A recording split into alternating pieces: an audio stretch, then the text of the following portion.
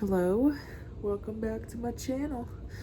Today we're going to be talking about the most exciting journey of my life, and that is of pregnancy and childbirth. Okay, we're not going to be talking too much about the pregnancy part, actually, mostly just the childbirth part. So basically, the part that I kind of wanted to start with is that I was reading about castor oil, right? And about a week before Silas was born, I took 4 tablespoons, I think. I don't remember exactly what the dosage was, but I think that's how much it was, how much they said to take. And I mixed it with some stuff, and I instantly regretted it. And so I was probably I was over 40 weeks at this point. And I told God, I prayed this prayer that I said, no matter what happens, you get the glory for it, God. Okay, that's what I said. And you know what? Nothing happened. Nothing happened with that castor oil. And even my doctor, anyone that I've told this, that has either used castor oil or has to induce labor, or has known people to use castor oil to induce labor, they were all like what? That doesn't even make sense. And I was like, yeah, I know, it's pretty crazy. But I think it's because of that prayer that I prayed, and God was like, this isn't the time. Okay, that's what he said. Okay, well, I don't know if that's what he said, but that's what I felt like he said, because it's on his timing, not mine, right? And but what ended up happening, actually, when I was 41 weeks and 3 days pregnant, I had like this feeling like I needed to go into the hospital to like be induced, and I didn't exactly know what I would do. Whether I would end up having to have Pitocin or like a Foley bulb or like whatever, but I was feeling like it would be worse off for me possibly if I waited any longer, because which I know that's like, I mean, not necessarily, like the people that do it naturally, they wait a while, but I just felt like the risk would cause me anxiety and would just possibly make the whole process like more daunting. So, and I had a wild hair up my butt just that night. And earlier in the day, I had been watching a video on the book Supernatural Childbirth, and I've never read the book, and I don't even know what it really says in the book. Besides, there was this lady talking about it and how she had been given Pitocin, she was induced, and yet she didn't have an epidural. She didn't have any pain medicine. And I was like, wait 1 second. Like, I didn't even know that was possible. And then I was like, okay, so that's what I want to do. I want to be induced, but I don't want any pain medicine.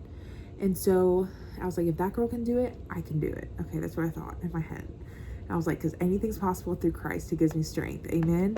And so I called my midwife, okay, and I was like, hey, I want to go to the hospital like tonight to be induced. And she was like,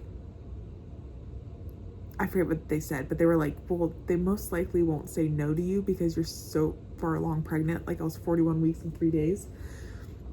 And so yeah, they didn't say no to me. I went in at like 7 o'clock. I think I got the Foley bulb at like 8 or 9, and they put some cervical ripening stuff like up there. Started having contractions around like 9 or like 10. And by like 12 or 1, so they had told me, because they weren't sure how long the process was going to take, right? It could take like days, start like trying to induce labor, right? So, and to like get the process started. But anyway, so he just needed a little kick. He just needed a little like push to like get that labor started. You know what I mean? So anyway, so they had told us to fall asleep, like take a nap, okay? Because you're gonna need the rest for when like things start kicking up, right? But I couldn't sleep, and I ended up calling my friend, and Sabash was sleeping though. So ended up calling my friend and was like, I can't sleep and I'm in labor. And so she came like a few hours later, and by the time she came, I mean, I was still like talking, able to talk, and I sometimes had to pause, um uh you know, like when I was speaking, like when a contraction would come, and I'll like hold on to something, like say if I was standing up or something. And I don't remember exactly when I got the Foley bulb taken out. Maybe it was around like 1 or 2, I think.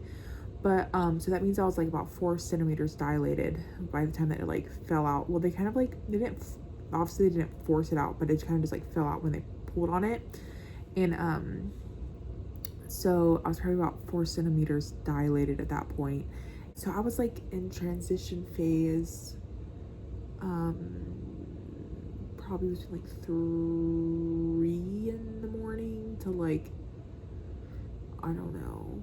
Anyway, and I was like in and out of like the tub or whatever. I did not have an epidural, and they have a tub at some point. They didn't have it like the whole time, but by the time I started getting cold, I got out and I was on the bed primarily, and then that's when I had Silas. But anyway, so like for the past, like the last like couple hours, I was involuntarily pushing, and yeah, so that was interesting. Actually, I think it made the process go quicker, I think, because every time that I would have a contraction, I would like involuntarily push, and they're like, stop pushing, like it's not ready. It's not time yet. But I couldn't help it. At first I was doing it sneakily, but then I couldn't stop doing it once I started doing it every contraction. Like at first I was just doing it kind of like because it felt good to do it, I guess, like when but then when I realized that they kept telling me to stop pushing, I like, yeah, I don't know. So anyway, so yeah, and I tore pretty bad. I had a 2nd-degree tear. And also the way that they stitched it down there, it's like kind of messed up. But it's whatever. I mean, I guess because I was really swollen.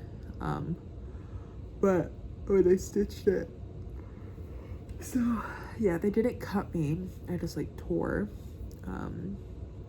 So yeah, that's probably the reason why it was like so like uneven and like that's weird now. But yeah, so yeah, I had a beautiful baby boy, and he was 7 pounds 9 ounces.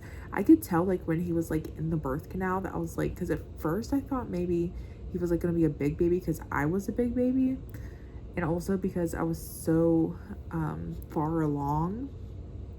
But he wasn't. He was like pretty like average size, so it was good. Yeah, so yep, that's my story. Thanks, bye.